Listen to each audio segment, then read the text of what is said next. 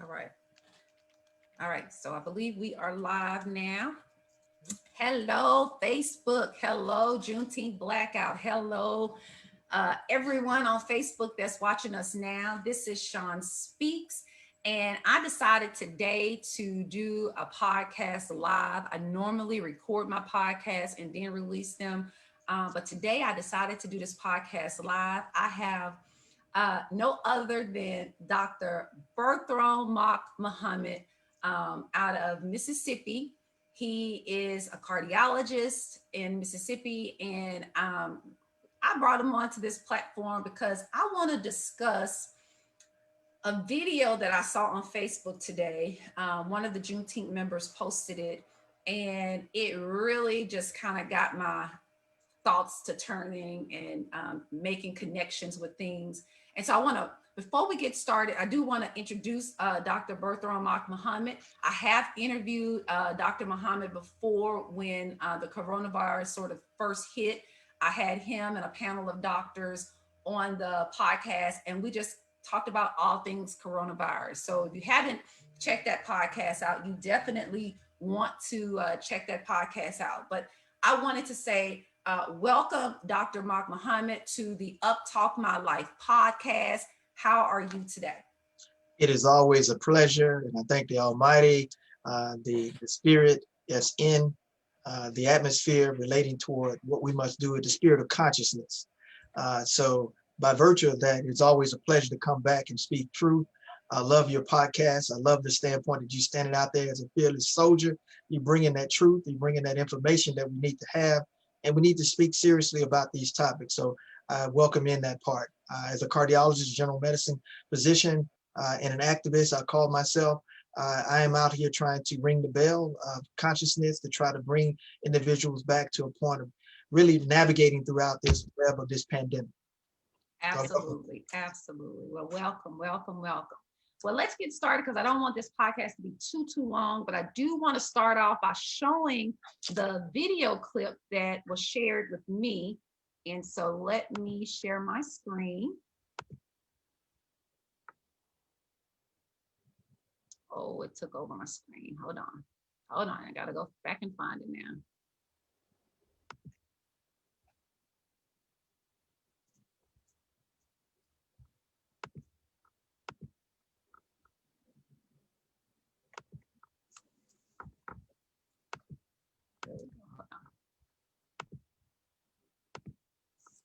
All right, let's hit play.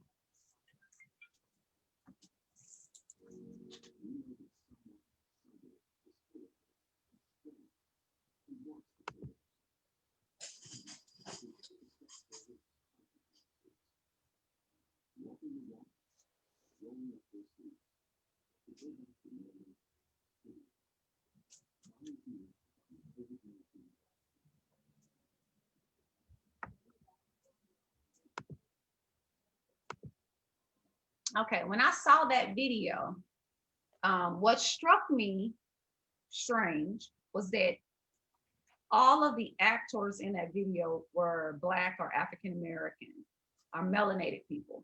And that did, kind of strike me strange. It's not normal for you to have commercials, especially commercials that's presented by, organizations, and that organization is preventcovid.org, which after researching that is really just NIAID, I think is what it's called. They are the ones that sort of organize that organization. And so I just thought it was a little strange that it was, that it was all Black. Now, after I did do some more research, I did find a longer version of that commercial that had different races in it. So I'm by no means saying that they don't have commercials that have all races in it.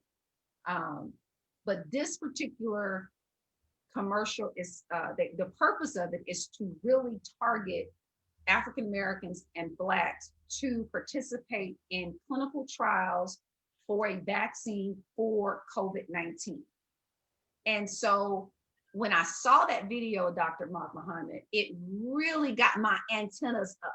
right? And I started in my mind making connections that caused me grave concern. And I felt like, okay, we needed to kind of talk about this, because it's not that I am against vaccines. It's not that I'm against people participating in clinical trials, because I think people should participate in clinical trials. And I think that, vaccines, are necessary to a certain extent.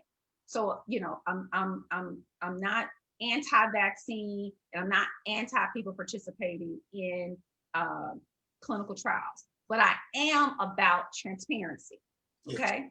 I'm about transparency because history, American history specifically, has taught me, if you go and read it, that they have not always been transparent, and they have not always been truthful when it comes to African Americans or Blacks in this country. And African Americans and Blacks have been participants in trials that they didn't even know they were trials, right? They've been given medicine that they didn't even know they were given medicine. So we know that America has a history of pulling the wool sort of over the African American eye. Absolutely. And when you're going to participate in a research trial, you should be very aware that you're participating, right? You should be informed about what it is that you are participating in, and give your consent. And you also should be allowed to weigh the risks and benefits of participating in the trial. And so if you are going to participate in any clinical trial, you need to have those things in mind before you participate. And let's just be truthful. Black history in America has shown us that even when you think you are participating in one thing, it turned out that you were participating in another thing. And they have had this ability to sort of fool us as a group of people into participating in trials using sort of the religious mouthpiece. And the reason why I say that is because when I was doing my research for this podcast, I went to preventcovid.org, which then directed me to another website. But one of the things that caught my eye when I went to the About section of the website was this: COVID-19 Prevention Network is launching a faith-based initiative. And the purpose of the faith-based initiative is to communicate to communities like the Black community the need to participate in this trial, and to utilize ministers and religious leaders to advocate, encouraging us to participate in these trials. Now, that by itself didn't strike me strange, Dr. Mark Muhammad. That by itself. But I'm a very learned person, and I read a lot. Right. And the bell sort of clicked when I saw that, and I said, man, that seemed eerily similar to something I had read about.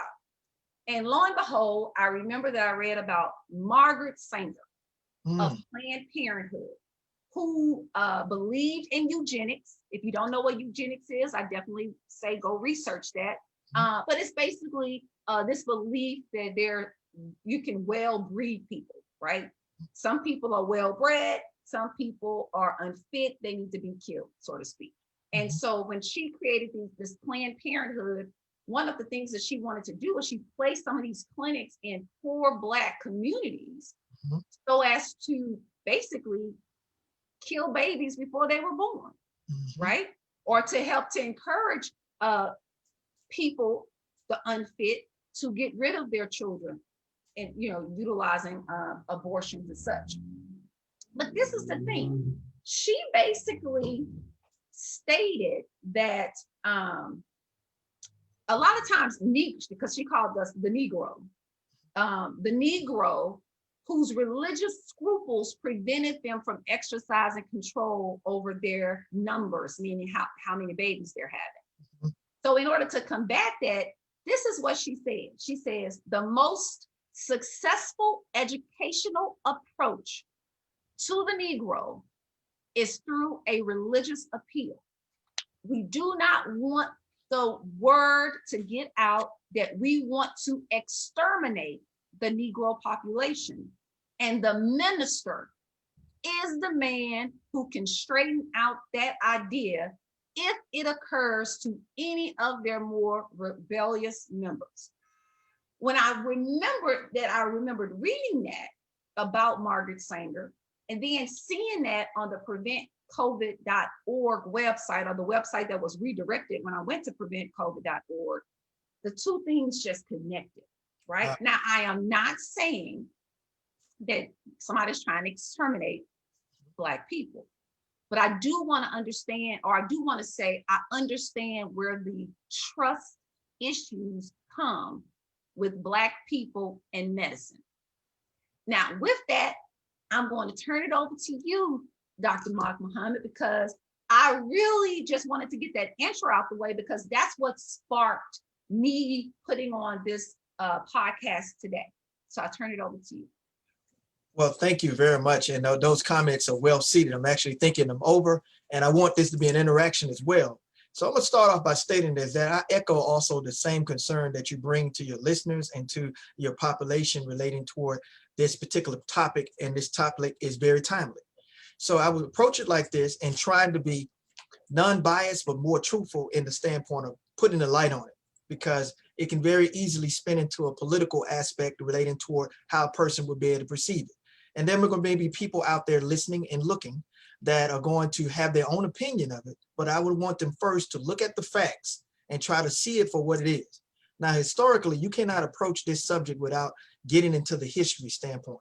There has to be a reason why there's this distrust, as your title states, that exists among research studies and among people that approach it. Now, I myself being a physician, we are somewhat scientist doctors. And so by virtue that we have to go through literature, even if we do a literary research, we have to search through it to find out what's the best therapies or interventions for our patients. And so by virtue that we're left with only the data that we have. We know that the data that we have is also spent and may be skewed in terms of how it was put together. So there are a lot of assumptions built into what it is that we talk about. Now, going over the boogeyman that's in the room deals with the fact that America's had a history, a stated history of how it conducted research study, and no other study is well publicized and shown than the Tuskegee syphilis experiment study that existed in the 1930s, that went into the 1970s, that traced and tracked, and I use those terms, trace and track, because we're using those same terms today with COVID-19. They traced these individuals and males, and a misnomer was that they gave them syphilis. Syphilis was predominantly in the community, period, white and Black community. What they found was that when they had a penicillin cure, they did not give it to them, and they wanted to see the end stages of the disease, promising these people that they were giving them cures for it, and all they got was a sugar pill. So they watched the disease go on and on and on and crippled them, caused dementia, caused all types of crippling body defects that affected them, and further tracked and traced them, but did not do any interventions where they spread it in their communities. When the scar was pulled back off of that, it revealed a sinister nature of what was going on relating to it. Scientists that were supposed to be treating the patients, or at least getting the information to better, and they should have stopped the study well early when penicillin came up as the cure. They let it keep going. So that's the big nature of what happened with the Tuskegee syphilis experiment. But this is not the first and only thing that occurred relating toward these sinister aspects occurred. So I'm gonna go into a little bit of a dark past briefly on a couple of slides that I want to show you. Okay. But keep in mind, it's for educational purposes to be able to put the light as to what has been going on pertaining to that. Let me know when you can see it come up, and then we'll move forward on. It takes a little bit of a second for it to pop up. There, we see it now. All right. I have to give kudos to Harriet Washington. That this is her information. This is coming from her book, Medical Apartheid. I would tell you to go out and get it. Go out, don't just put it on your shelf, read it. It talks about the dark history of medical experimentation on Black Americans from colonial times to the present. Going through this slide set, there are a lot of things that are built into this, but I want to start with this here on what was put on this slide set. Don't let the lion tell the giraffe story. Okay, the giraffe is going to be the one that is going to be hunted. And the lion is going to tell the story of the giraffe to say, this is my story. Sounds very familiar. Revisionist history, they call it. Mhm. Stories of medical disuse and abuse. And this is what has been noted in her particular biographies that have occurred. The antebellum South, I'm going to go through a couple of these because I don't want to go for the sake of time. Outlines a lot of deadly triple confluence of pathogens in North America and Europe and Africa, and the conditions that led to this bad medicine or poor medicine. This here, I wanted to talk about this medical racism. This exists within our society where even up to date, you can see medical textbooks that talk about certain aspects of comparison, such as skull size and brain size. 1839, 1851, made up Black diseases. Okay, drapetomania. Drapetomania is an actual diagnosis made of a person who desires to escape, like the plantation. Slavery. Slavery. You shouldn't want to, as a Black person, escape slavery. So Correct. we're going to give you a diagnosis of drapetomania. Correct. Okay. Herbitude and shiftlessness. These are real terms. Laziness. Dysthesia and ethotropia, which is the desire to destroy an owner's property. Okay. Struma africana, a type of Black-only tuberculosis. Black only now. Okay. Cachexia africana, eating non-food surfaces. These were things that were brought about, and treatments for white were thought to kill Blacks. So you were told, oh, don't take that because that may kill you. Okay. So you see these types of things that existed, and I'm going to skip over a couple of them here. Blacks were thought to be immune to physical pain and emotional pain. So therefore justified torture, maimings, beatings. Are we dealing with beatings and, better yet, killings in the street with police brutality? See, there's a cause for this, but most people don't want to go back to go through the painful history of racism in this particular country. Until we cure that problem, it permeates everything, and it's a solution and the problem to everything. And I will go in a little bit more detail toward the end as we go through that. So these experiments went on and on. This particular person, James Marion Sims, used to put holes into Black children's skull. This is isn't he the father of gynecology? He is the father. Okay. Experimented on women, Black women, perinatally, repeated incisions on their vaginal private tissues, drugged them without any particular aspects of a permission. Grave robbing occurred. The list goes on and on. This talks about the syphilis experiment that we already talked about and how treatment was removed away. But in Mississippi, where I live, they called the Mississippi appendectomy, which women were forced to have hysterectomies prematurely as a part of this eugenic aspect of what you stated, which really comes from the Nazis. Population control. Okay. So I wanted your listeners to kind of look at this and to be able to go through this, and it goes on and on and on. But I wanted it to be the father. Let me stop this here, and I'm going to go to a couple of headlines, and then we're going to get back into the discussion. Okay. A couple of headlines that speak to what it is that you were talking about pertaining to this. And I would say this, I was just recently on a hookup that occurred about a week or so ago. And I'm going to give you this here. And it was talking about the state of the Delta. Someone asked me to speak on the Delta relating toward COVID and what was going on here in the COVID infected community. And what I can say is that, do you see this? African Americans are disproportionate. Okay. All right. What we found was that in the Delta, there was a small knit community where the Black politicians and the elected officials got together and started to organize, and they began to inform their communities relating to what they can do to communicate better to be able to prevent this infection. And they were early in the aspect of mask wearing and doing what they did.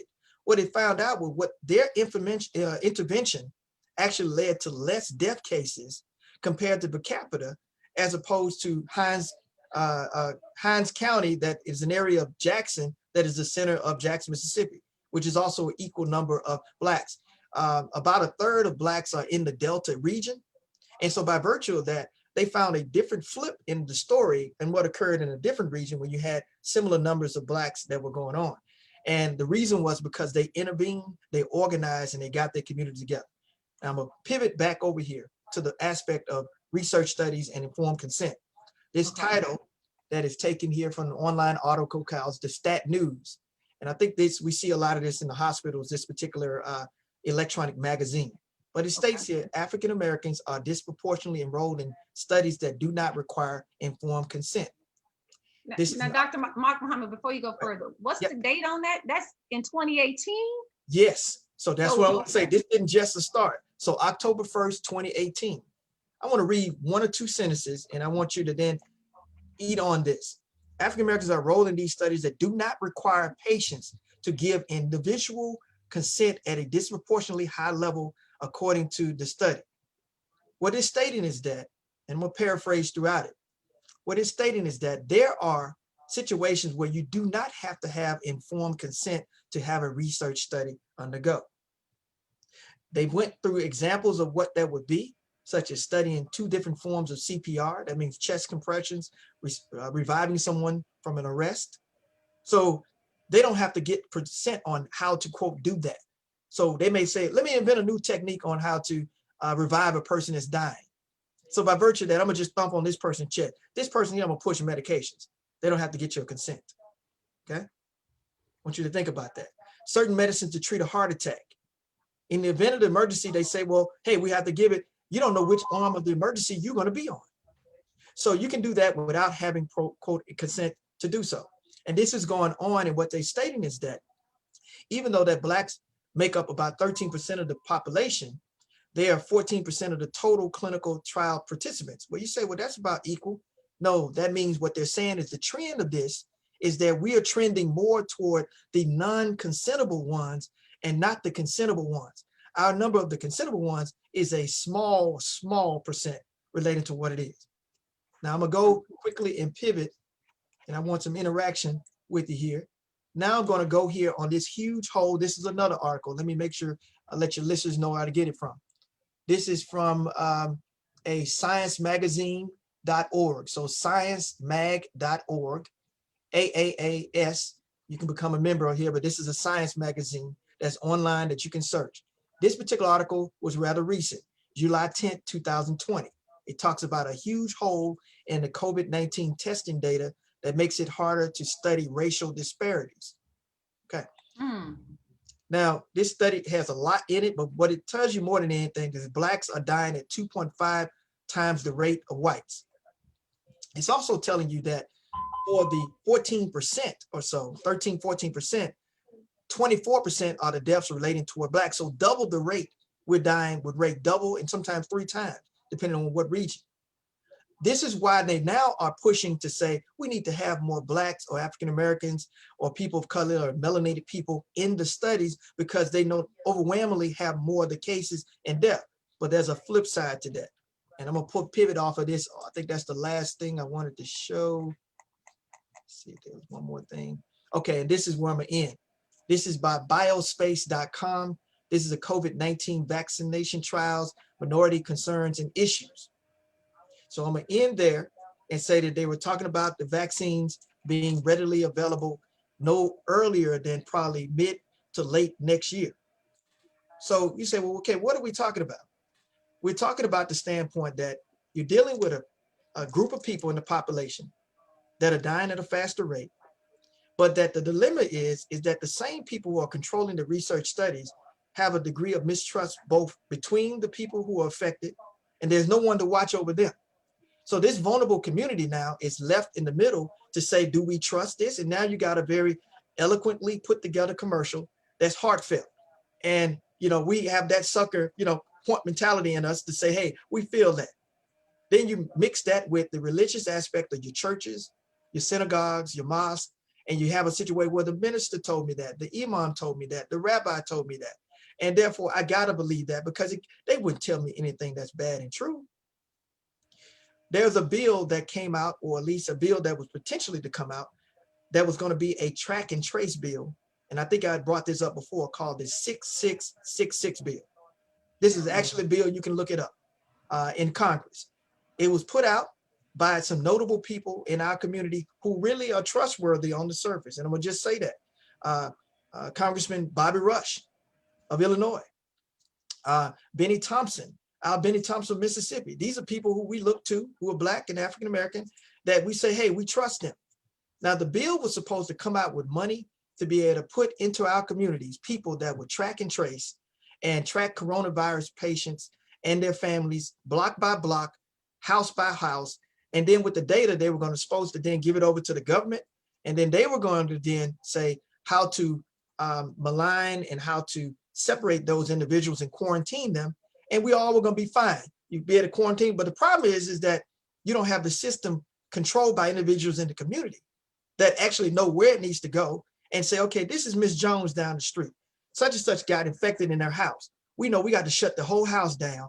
So we need to make sure they have food to eat, their lights are not turned off on, the resources are properly diverted to where they need to go, and not necessarily a blind check that's going to someone to be able to stimulate the economy during a period of time that we're dealing with. So I said all this to say, bringing it full circle, is that we have to watch the watchers. We have to watch the people that are counting the money.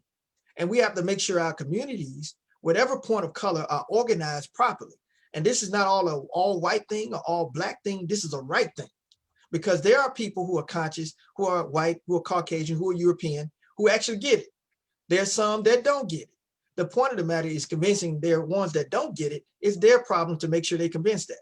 We have a problem in this country with truth telling and with racism that has permeated everything in professionalism and all around. And you can't throw the baby out with the milk before you can really get to the sense of what it is that causes. I'm gonna pause there and see what your thoughts are relating toward just the persona of this whole commercial, and then how we should approach it in our communities, and what should we do in relating toward it. Should we just shun it and say, hey, we're not gonna do that? Or better yet, no vaccinations. I'm not stating that. As a physician, my particular position on this is this. If the vaccination works, and I'm gonna go back to something that Dr. Fauci stated. Dr. Fauci, the infectious disease expert, he stated something very wise, and we'll put it to you like this. In order for a vaccination to be effective for the world, there first has to be the right vaccination that's effective, meaning that it has to do what it's supposed to do. It has to be 90-something% or near 100% effective in terms of what it does. Currently now, the flu vaccine, using that as a comparison, at best maybe 30, 40, or 50% effective. Okay, and it varies year to year, and it doesn't always protect those individuals relating toward that. Comparing to the polio, the live virus is 100% effective. Now, if you're not talking about getting to that level of perfection, then we're going to deal with this haphazard every seasonal year. People are going to die. It's going to be higher than the flu. And we're going to deal with this year after year after year.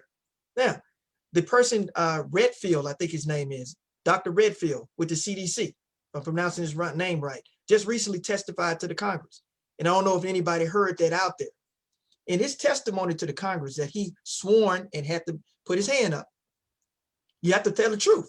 So he said, yeah, exactly. So he said that, and you know that Donald Trump, the president, hired him, okay? So he stated that the vaccination won't be ready until sometime July or August of next year for everyone, meaning the common person. He didn't say for a health provider or someone else or somebody with money. See, read what he did not say, but he said for the common person throughout the point. Right, correct. He also stated that the mask, and I'm gonna hold it up just like he held it up, the best effective agent, even if the vaccination comes out, is gonna be this. Now, that tells you something in between the lines. See, you got to read the lines of what he's saying. That means that the vaccination they're working on, they have already found that it's not going to be 90% or 100% effective. At best, 50%. It's not going to be like the polio vaccination. Not going to be like the polio. That's why so many companies are jumping into it, because it's money. It's money because they know now it's going to be 50%. So I don't have to be 100% effective, because otherwise it would have been a whole worldwide effort to bring that perfect vaccination to cure it, like a polio. But what they got is a lackluster, let's jump in it. Pfizer, let me get in it. The other particular companies, let me jump in it. And by virtue of that, you then are trying to find a monetary profit. If one of them bubble up to 60% effective compared to 50, then everybody's going to move to the 60. If one jumps up to 70, but it's never going to be the whole 100%. And then you're going to have lack of buy-in. Now, this is the last thing he said. He said, so it has to be effective. Secondly, you have to have mass participation in it for it to work.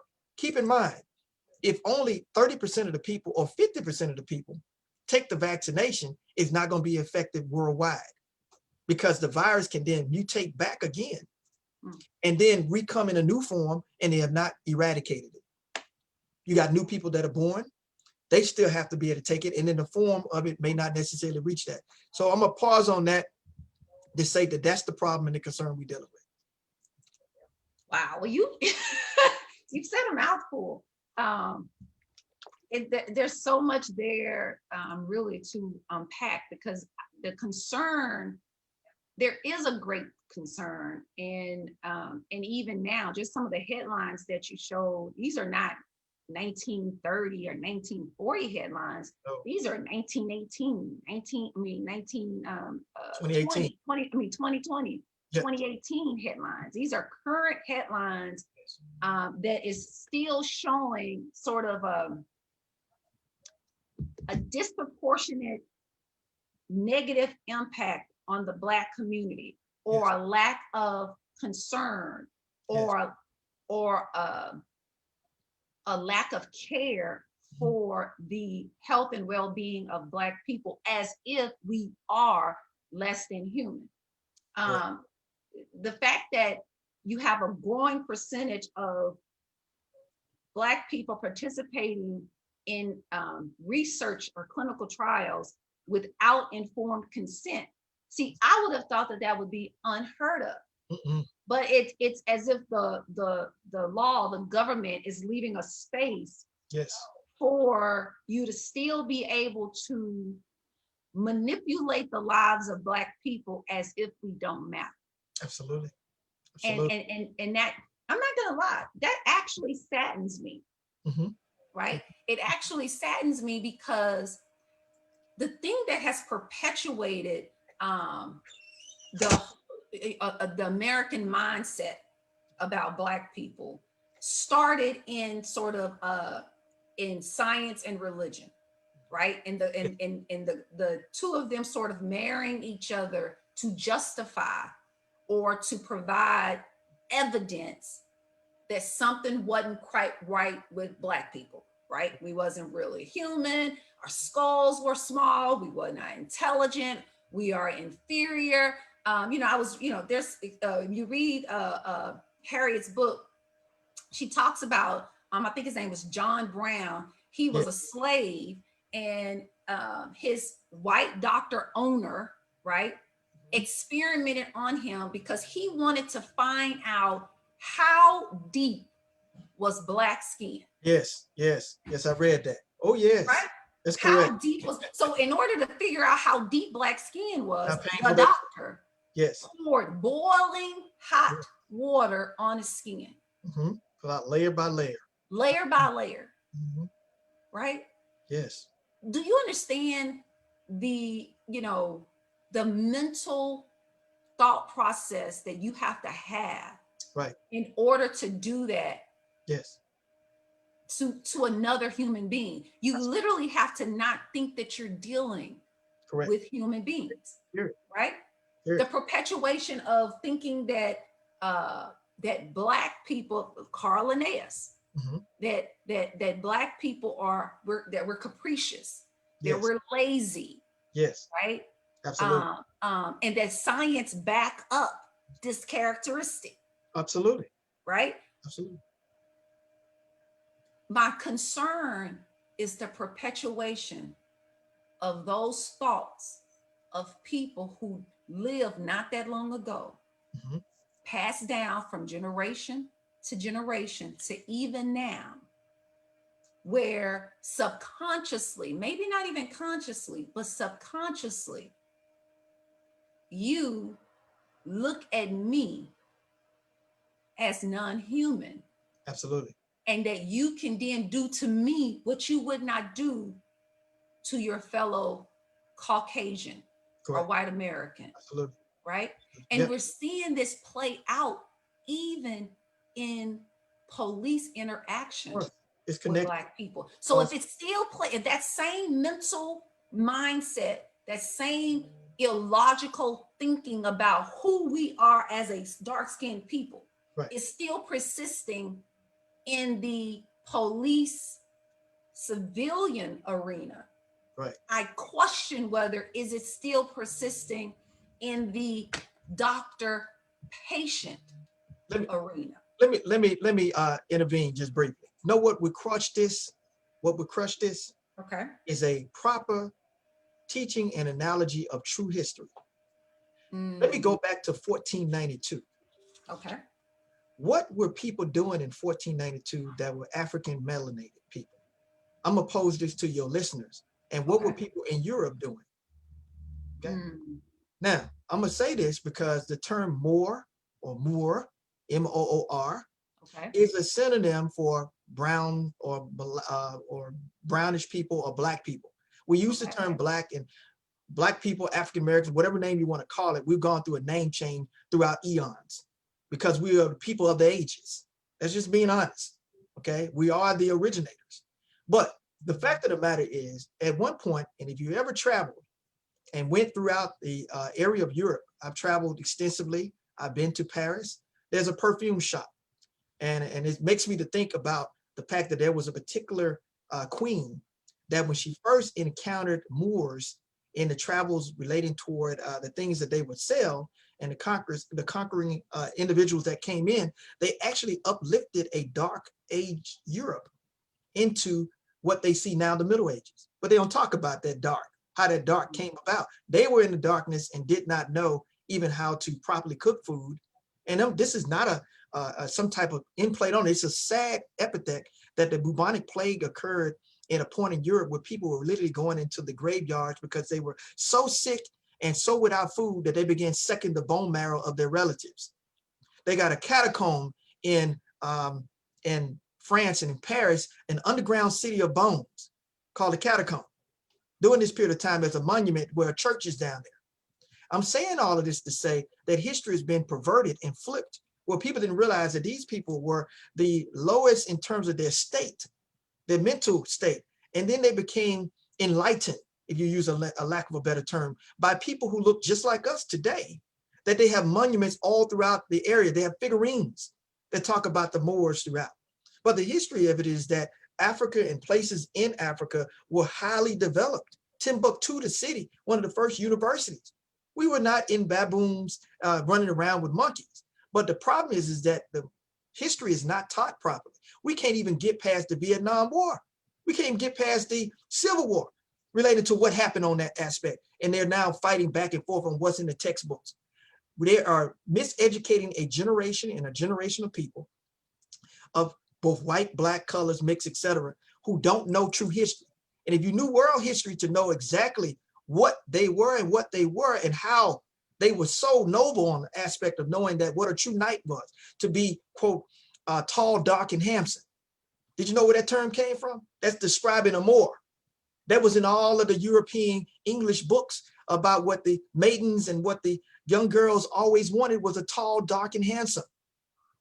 Hold on, Dr. Muhammad. I want you to break that down. I want to make sure I'm understanding what you're saying. So you're Yes. saying that the Moors Yes. in the English time in England, Yes. Yes. right, were dark-skinned people, Yes. melanated people Yes. that taught English people Yes. Civilization. basically how to be quote unquote more civilized. Yes. But that history isn't really taught to us because all we get taught is how civilized They the were. English were Yes. after the fact. Yes. Yes. Okay. And then we get perpetuated that Black people, Africans were Ignorant. dumb, uncivilized, Absolutely. starving, Mhm. needed their help, etc. Correct. Correct. And I know that you're telling the truth because there's a book called The Alchemist. Yes. And when I first read The Alchemist, and it talks about the Moors in the book, Mhm. I did not have any clue. Mhm. I'm just gonna be honest. Yeah. That Moor was Black. I didn't. Yeah. I didn't. It's But equal to. then I became more read. Mhm. And then when I became more read, I reread the book again. Now, I Mhm. didn't reread it for that purpose. I just reread it because I was like, well, maybe I need to give this book a second chance. So I went back and reread the book again. And I was able to see what I was not able to see before. And one of the things was talking about the Moors, Yes. right? And Yes. so it, but this is part of the problem though. We know that they have been giving us a false or revised history. We Yes. know that. Yes. But yet we take our authority From them. from them. Right.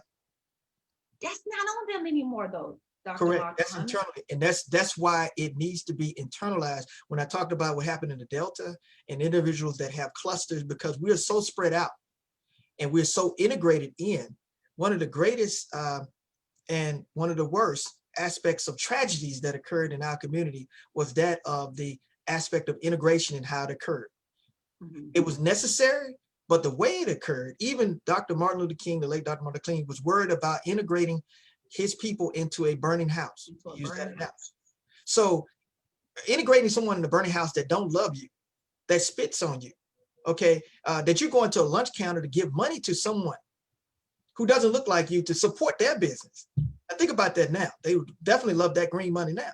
But the fact of the matter is, what did you do internalize that hatred into yourself? That it must be justified. So your churches, these big synagogues and places that people go to every Sunday, they are not the educational warehouses of history information to reteach what we have already been doing. That history not only started before slavery, but it started and continued even after slavery with the things such as the traffic light and the other things that were created, that were creations created under servitude, that we have many, many eons of suggestions and facts on. The fact of the matter is that going back to the Morse point, if you can then say what happened in 1492 before Christopher Columbus so-called discovered America, and what did they see when they got here? What did the people look like? What are those big Olmec heads that are, yes, that are down there in Mexico? And who were they talking about then that they called gods? And not to say I'm talking about some super racial superiority. I'm talking about how they looked at us and what they built for us and how they looked at what we brought to them. This particular part of the world was already discovered many times over, but nobody talks about that history related to that. So you are a black boy or a black girl in this classroom, and you talk about world history, and then you say, where am I at? Where am I at? And you see this small part in Africa, and then you're talking about you a pygmy or you running through the wild buck naked. That has a chilling effect upon you because your history is not taught properly to you. Now, there have been examples throughout the Black organizations that have done it, in whichever way you're on the politics. I'm talking about something as simple as like Elijah Muhammad. Elijah Muhammad was a masterful sociologist that took the standpoint of what he was given to be able to codify it in something to be able to say, I'm gonna make you proud of what you are. The same thing with the talented tent and the standpoint of what Tuskegee did with that meaning about pulling yourself up from the bootstrap. You need to have both ends of it. Everybody can't be the talented tent, and everybody can't necessarily do a chore of a work where they have to work with their hands. There has to be a diversification of thought, and the great minds have to come together, but we have to do it in a manner where we have our agenda for us to be able to promote that. Now, when you talk about the COVID-19, bring it all for a center. Then when you come to the standpoint of having to police your community, Black Lives Matter, when you're talking about having to test and trace your people, you're going to test and trace with people who know you, just like a jury of your peers. You're going to make sure that the people who are doing the tests, who are doing the research, that they are heavily integrated, but people who think and have a love in their mind for you, whether they look like you in terms of color or whether they are people who are European brothers and sisters who got it in their head and conscience, who understand that they're out there marching with Black Lives Matter because they know that that's just not right. Something inside of them say, this is the time. So until we start to marginalize the people who are the others, and you know what I'm talking about, not to put it out, those individuals have to be made to feel ashamed of, and then the greater masses have to coalesce around what is truthful and what is right. And the only way to get to that standpoint is proper history, because they have to be known and leveled as to what the true history is. Once they know that, black, brown, white, you'll see where it evens up and you'll have a different appreciation. Oh, you mean to tell me we wouldn't even know what soap was if it wasn't for Moors that came and taught them about bathing powder? They thought that was like voodoo. The public baths or so, that was forbidden. In fact, there was a point in time that to be a monk in the Christian tradition in Europe was to be dirty. Dirtiness was next to godliness. This is a fact. I'm not in any way lying. I got books to tell you that, because I want to show that, to say there then shows why you would now not wash your hands, why you would not use a mask. That comes way deep back. Why, when you see this white here, the Africans taught them this, to put this on as a uniform, but they thought it was the white skin or the white color that was making it heal, and that was purity. This is to show the germ up. You can see the germ on it. You can see black on it. You can see specks on it. So therefore, you'll pull it away. You know that was infected. That's why they use white gauze. They use white linen, because they wanted to see where the imperfections were at, not because it was some color scheme. But people have made it, and eugenic society have made it a point where they're now perfected into a way to say, let's now remove this element of society, black and brown people. And the fact of the matter, we have to wake up. We have to put our thinking cap on, and whether you are a doctor, lawyer, researcher, teacher, street sweeper, put your cap on and think about what is the reality of what we're dealing with. Now, last thing I'm gonna say in terms of a lasting solution relating toward the COVID-19 and the vaccination and all the politics that are going on with it now. I had predicted this some time ago, and I said that we're gonna deal with this COVID situation with this. Next thing gonna be the politics, the money, and dealing with this vaccination. If you don't have a lasting cure for COVID-19, then you have to be prepared to deal with the lasting reality of having a mask and dealing with that as a part of your life. The Asian brothers and sisters, China, Korea, and others, they've already done that. They built clothing. Yeah, they got everything integrated. They said, we got to walk around like this. So you can have societies where you have put yourselves into certain camps, but in reality, you still got to go to the supermarket. You have to find some kind of way. You still got to integrate with people, but you got to say, let me make sure that my communities know what they need to do. And then if we're going to have a trace and track program, let it be community by community from people who know what's going on and that can be trusted, that can be reviewed. Don't let it be some distant governmental entity that is now tracking to see if Pookie got his bracelet on his ankle, making sure he ain't got no dime bag in his house, and that's looking at the so-called illegal and trying to go send them off and deport them, because then they're going to shut down every aspect of opening themselves back again. There has to be trust issues there. You don't go to the preacher and start talking about, I'm gonna mix religion and politics in it, and then as long as you're paying your tithes or so, that's what you want to deal with. You're going to have to be able to make sure that you make the sensibility of stating that every person is a human being and they're worthy of respect, love, and that compassionate aspect that go with it. If you're not for that, then you're on the other side of this particular world. You're out of the consciousness that exists for the mighty. Absolutely. All I can do is clap to that, because that is something that I've been screaming. It's a respect for all. And if your consciousness still have you in the box of inferior, superior, right? You're fighting for your superiority, and you won't think out your inferiority, then you're a consciousness that I'm wanting you to become the minority. And I don't really care what color you are. Absolutely. Right? Because it's time out for us to be able to look back at history and see where the revisions and the lies were made. Mm-hmm. Okay, right? And that comes from having sort of a deep belief in yourself. Yes. And to know that somebody telling you that your skull is small, so therefore you're unintelligent, mm-hmm. right? Mm-hmm. Your skin is dark, therefore you are not do love, or you are some kind of way non-human, and you can take pain more so than the next person. So right? you can step on somebody's neck, or better yet, put your knee on their neck, and hey, they can take or put a plastic bag over their head, bag over and suffocate them. They can suffocate them. Yeah, that's it. Yeah, and then keep your job for a while after that, and only when it be exposed in the media do you get administrative leave, and I think you're still getting paid. Absolutely. See, it's stuff like that that lets me know that even though the Carl Linnaeuses and some of the thinking patterns that was created years ago still persist today.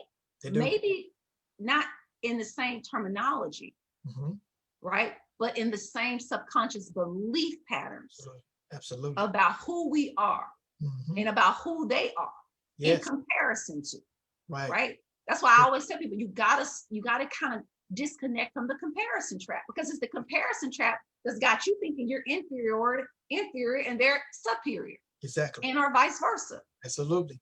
Right. Absolutely. Absolutely. And so it's just, it is, this COVID-19, the George Floyd, Yes. all of these incidences that have occurred this year has just, it should really open your eyes up Absolutely. in a way that when somebody tells you something, just because they hold the title of minister or doctor doesn't mean anything. There's a story that Harriet told in the book about I think you pronounce it Onesius.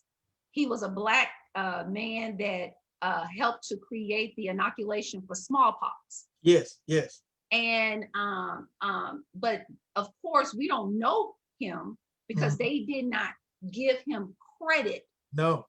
Teach on that. Yes. For coming up with that inoculation against smallpox. Exactly. Yes, right? You sure did. A patch pack. They didn't give him any credit. Correct. Right? The fact that a female can have a baby, have a tear in her vagina, and it can be fixed, right? Yeah. I think it was the patient that Dr. Marion Sims tortured for 4 years to come up with that solution was, I think it's pronounced Anaka, but we don't know about Anaka, right? We don't know about her because you only elevated Dr. Sims. Right. But Dr. Sims basically tortured a black female in order to do that. Yeah. In order to do that. And see, I want to bring attention to who you sacrifice. Right? If you want to praise somebody for being sacrificed, let's sacrifice these faceless black people that are victims die at your hand, so that you can have advanced knowledge that you would not have otherwise had you not mistreated my family, my people. True. That's true. Amen. Amen on that. What and I mean, if we're gonna raise and praise some people, let's praise them. Come on. Let's bring faces to these people who were mistreated. Come on. In the name of science. Come on. Well, let me tell you one more. Let me tell you one more thing. I know your phone is ringing there. You got one more thing. Let me tell you a clinical trial called the AHEFT trial. AHEFT. African American Heart Failure Trial. This AHEFT was a very provoking trial that was the first of its kind to study heart failure in black patients, and had the highest, to this day, I believe, correct me if I'm wrong, on anyone online, the highest enrolled black female patients of all times in a clinical trial called the AHEFT trial. Found out that a drug that they had overlooked, 2 drug combinations, hydralazine and isodil, in combination called Bidil, B-I-D-I-L. This drug right now is a class 1 indication for heart failure in self-identified patients with heart failure that are black. American College of Cardiology, first ever time, class 1 indication in terms of that, but yet it's the most underused drug, and it's been maligned because they say, surely we can't give a drug to black people for heart failure that is only for black people with heart failure, but there are drugs for Jews that have come out with Jewish genetic disease disorders. We're talking about actually they're orphan drugs that they call them. These orphan drugs, meaning that they're only for a certain population, but they want to be orphan because the drug company can't either keep it up, or better yet, they can't approve a grant to be able to give it to people. This drug is expensive, but it's highly effective and can reduce hospitalizations by 40% and even risk of death. Okay. Now, I said this. Now, the other drug that is out is called Entresto. I'm sure you heard an Entresto commercial. Entresto commercial about heart failure. It's supposed to be not the replacement, but Bidil never got the publicity that Entresto gets now. Now, I said this to say all drugs don't work the same way in black people and in people of color or white people, etc. We know that there's genetic polymorphisms that occur and cause drugs to work differently. All right. I said this to say same thing goes with cancer drugs. I'm gonna use my father as a particular example. There's a medication called Opdivo and Urivor that's for cancer, okay, metastatic cancer. The The problem that occurred with the concern of their trials was that there was not enough Black people researching in that study. And so by virtue of that, I'm hearing a lot of good results, and the people I'm hearing good results on don't look like you and I. But the drug was suggested to him as a particular point of end-stage cancer, and a cancer type that is usually not the more popular one, but it was suggested by his cancer doctor. I said that to say this: one dose of this medication almost killed him. He's still reeking from the side effects of the drug, that every last one of the ones that are on the commercial reported he had him. And one dose that was given to him, he's still suffering 1 to 2 months later from it. Memory issues, problems swelling all over his body. That is not the effect of the cancer at all. It occurred within days after taking it. He was completely fine except for some back pain, get a little tired, and he now became a totally different person. So I'm gonna say that's how a medication can totally transform your life. Getting back to the COVID vaccination trials, remember they were stopped because there were spinal issues and issues with encephalitis that were occurring, because you said, well, it was only 2 people. Usually the phase 1 trial with the safety trials only involved like about 100 or 200 people. The phase 2 trial involves about 2,000 or 3,000 people, and it starts to swell up. If you have 1 to 2% of people, imagine what's going to happen when you then start to broaden that with more people involved. If you already got only 1 African American and that person got ill or sick, not to say what race this person was, but say, because they didn't reveal that. See, that's one other thing interesting. They like to say, well, then let's make that not an issue to excess, but you want people of different colors in, but you don't want to report the actual incidents when you have side effects that are racially derived, because it may, just like this drug Bidil, a drug they overlooked because it was a subpopulation that they wasn't looking at. They were comparing an ACE inhibitor. And an ACE inhibitor was the one they really want to look, and it became the premier heart failure drug, and it works well in most people, not necessarily well in Black people, but it works well in mostly white people. Okay, but for my listener, I want to make sure, because I want to make a clarification. The first test trial that you was talking about, I think the AF, you're saying that HEFT. HEFT. Yeah. That particular drug in the trial showed to work effectively for heart failure in Black females. Black female and Black patients in general, called Black patients in general. But because it was that beneficial for Black patients, that's not the drug that's being promoted as being a heart failure drug. Wait a minute. You got to chew on that. Okay, yeah. Right? That's something you got to chew on, because I want to make sure I'm understanding you. Yes. So this particular drug, beneficial to Black patients. Yes, especially heart Black issues. Yes. Especially Black patients. Yes. But yet it's not the drug that's promoted. The drug that's promoted has a greater benefit to non-Black patients. Right. With less, instead of just having 2 drugs, right, where you admit that, okay, for some reason this drug has a better response to people of melanated skin. Correct. And this drug has a better response to people of non-melanated. See, that's the transparency I'm talking about. Yes, so you see why there's trust issues. There's trust issues because of stuff like that.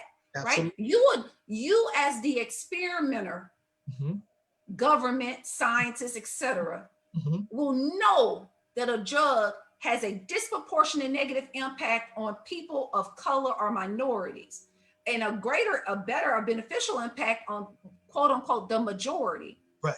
And you won't disclose that.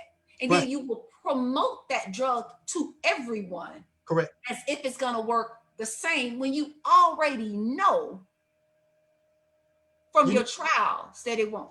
Do you know it took 10 to 15 years for them to go back and see this subset in the Bidil patient population that they found in an old trial to be able to retest it?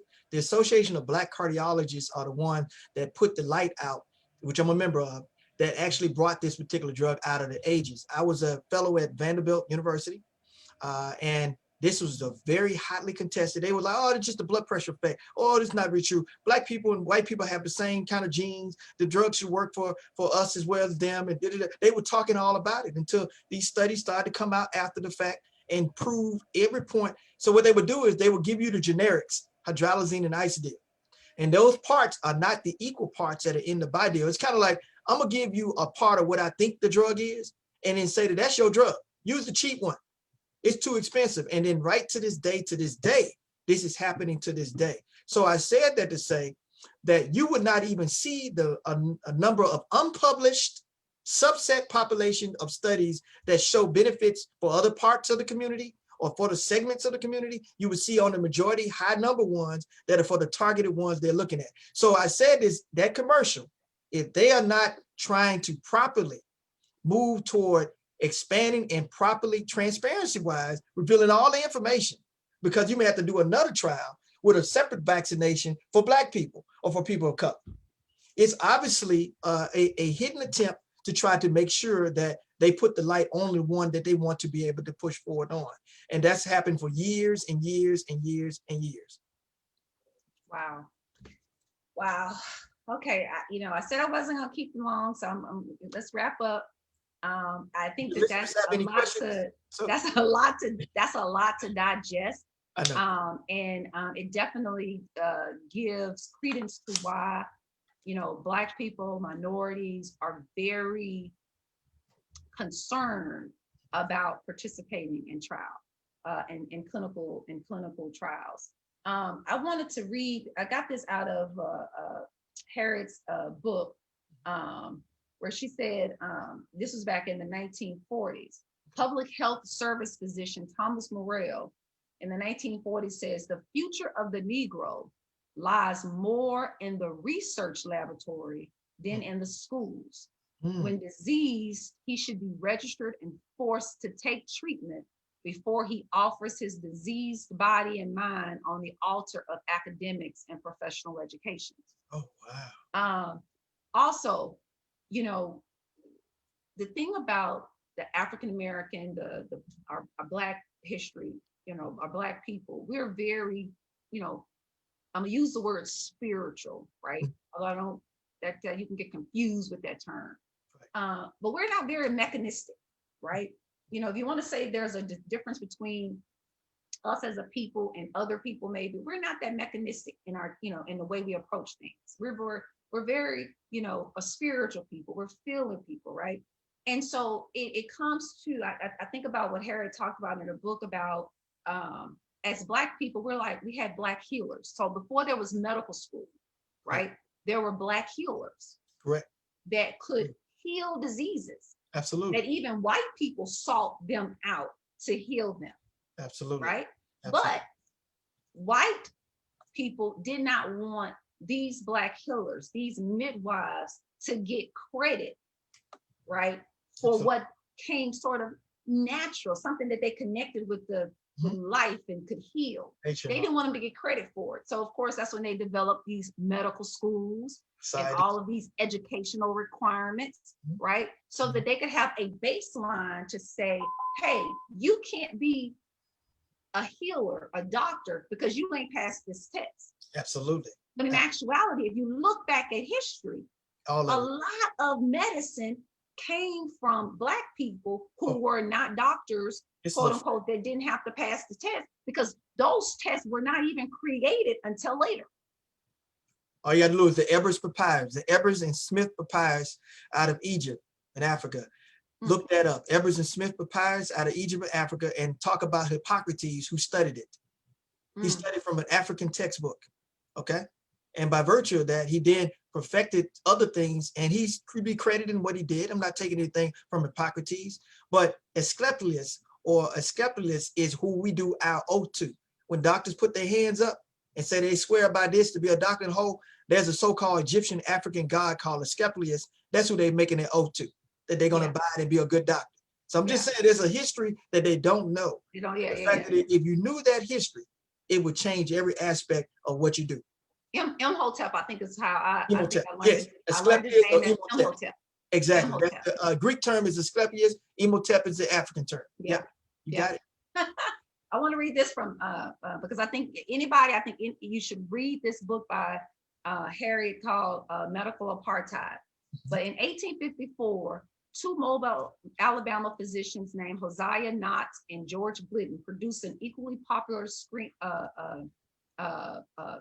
book called Types of Mankind. And basically in it, they claimed that Black physical and mental differences signaled their polygenic origins and proved Black inferiority. Not theorized that Dr. Knott theorized that the distinctive knee joints and long heel of the Black man proved he had been created as a submissive knee bender, a servant of whites. Scientists adjudged the dark skin of Africans as a biblical curse that set them aside as eternal servants of other men. And what I'm saying by making that quote from that book is that this is the thinking of people whose ancestors perpetuated and passed down that thinking from generation to generation to now. Absolutely. I would love to be able to say that that thinking pattern doesn't still exist today. Here, it's here. But then I look at George Floyd. Absolutely. Then I look at what happened in Rochester. Yep. Then I look what happened in Ahmaud Arbery, right? And I have to, because I'm a thinking person, say that, wait a minute, maybe consciously or subconsciously, or maybe a combination of both, that wrong thinking is passed down and still exists today. And for that reason, we have to have podcasts like this to bring attention to that, so that if you still choose to not use your thinking mind and to think differently than how you were taught, even though how you were taught has you on a circular wheel going nowhere, nowhere, and at least I brought it to you. And you always have your choice to think or not to think. Wow, that's it. Yes. That is the question. That is the question. That is the question. Wow. Well, Dr. Mark Muhammad, I know you have a busy rest of the day, and I got some phone calls I need to make. I need to get back to my regular job to pay the bills. Gotcha. Understand that. I always enjoy when you come onto the on the platform and we have these great discussions. You are always enlightening me. You're enlightening my audience, and I just want to give last words to you. Just let us know what you want to share. Last words, last thoughts. Sure. Well, I say first, for you putting this show together and continue to do this, your audience really are really being enriched in more ways than one. And I would just tell them to first support you and to continue to do whatever they can to support you, whether it's financial or whatever ways they can. Keep giving it back, and it'll come back to them. I would just like to say, in terms of the things, I know I'm going to be on a panel projected on October the 17th in Memphis, Tennessee, relating toward COVID-19. There's some big hitters that are going to be on the panel at Town Hall. I think they're going to project it. Be looking out for that. I'll come to you later and share some information on it. But one of the things I want to impose upon your audience to do is to open their mind, think, don't be afraid to act boldly when you have truth on your side. Stop being afraid of the here and now and plan for a new future. Because if you don't do that, we can never get off this track, because slavery had to transition to something else. So if you had people always saying it'll always be this way, it'll always be this way, and you have people say that, and nothing's going to change, it's going to always be this way, then you're going to have those naysayers. But you keep moving toward truth and power on the point, and it would change. And it would change in more ways than you can expect it to be. So don't be afraid to act boldly when you have truth on your side. Don't be bold to do that. And empower yourself with enriching aspect of knowledge. You have to historically know who you are, where you came from, and what your people and ancestors did historically. I was fed from the mouth of Afrocentricities, like Malifi Asante when I was in college. And I went to a big forum of this. I met Dr. Ivan Van Sertima. You say, well, who is that? Before they came before America, who talked about the Olmecs and the whole component of what that was actually African explorers that came to America, and how they even tested the iron ores to determine the content that's equal to Guinea, where my people are from that area. So when you understand this, you will know that nobody can sell you a wooden nickel. That if you did it before, this may be a temporary setback, but I'm coming up and I'm not going to be back down. If we can get our people to, by numbers and numbers, to be able to do that, you would now correct it and even the situation of what is going on. White people, Caucasians, Europeans, first of all, we got to get their name right. Because you talk about a Caucasian, where's a Caucasian? Caucasians from Caucasus Mountains. You got Europe, okay? What is it called? What is your origin? They are just as confused as where they are from. And when you have that, you have this lack of humility, that they can't see humanity in what they're dealing with. But you, show by show, are going to reveal this. And I hope you have listeners that are European, that are Caucasian, that are actually listening, because they do need to listen. And I think if they just humble themselves, they will. But the biggest problem is the one that is the victim that is not listening, because that's not going to change it today. Because if you're comfortable being the person in control, you're not going to want to make change occur very freely. Yeah. I march with you with the Floyds out in the street. But you mean you're going to take away my police department?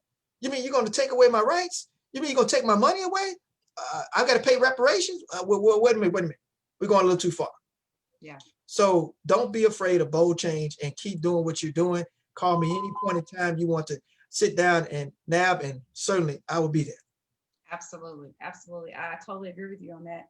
I just wanted to make one point from what you make, I wrote one time several years ago that, white people, Black people, European people, because I think you're right. I think we need to get back to your origin. You're from the European area, right? You're from the African area. You're not white. We're not a color scheme. Correct. Right? Not crayons. We're not a crayon, right? I said we're not crayons. Right. But we suffer from the same issue, but different sides of the coin. Correct. See, if you think that you're superior, you have to fight yourself to remain superior. And Correct. then when a Black person shows up and, let's say, can do something a little bit better or different than you, you're now having to fight yourself to try to hold on to your superiority instead of showing respect that you can learn something. And there's mutual learning there. You got right? it. Got it. But the flip side of that coin is that if you actually believe, and let me just say this, for a very long time, I believed in my own inferiority. I did. I did, because I thought that it was how it had to be, right? Because I was born in dark skin. I was glad to have been rescued from Africa, right? Because I bought into the scenes, the scenes that on the commercials with the African baby with the big belly, with the fly in the eye, right? When I looked at that, I couldn't help but to say, well, thank you, God, for taking me over and put me as a slave. Taking me over. I'm glad that I went through I'm glad my forefathers went through the Middle Passage and died and was enslaved.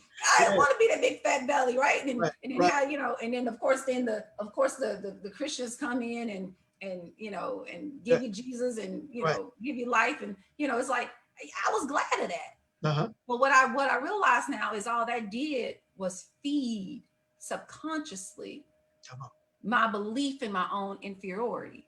So that because I believed in my inferiority, when somebody came with me with what should have been a coin value, they gave me a wooden nickel, no value. There you go. Right. And I tell you, my self-imposed mission is to get you to think, right? To get you to stop fighting your thinking mind. If it smell bad, if it look bad, if it don't feel right, you ain't gotta force yourself into a box of thinking when you know it don't make no sense. Come on. Ooh, I gotta write that one down. So thank you so much, Ashe Free Thinkers. Ashe. You know what? I don't bow to much, right? Because I don't bow to anything, but I do bow to other humans that do great work. And I bow to you, Dr. Mark Muhammad. I bow to you. Thank you so much. Thank you so much. Ashe Free Thinkers. Ashe, may what you say manifest in your life today and every day. Ashe. Ashe.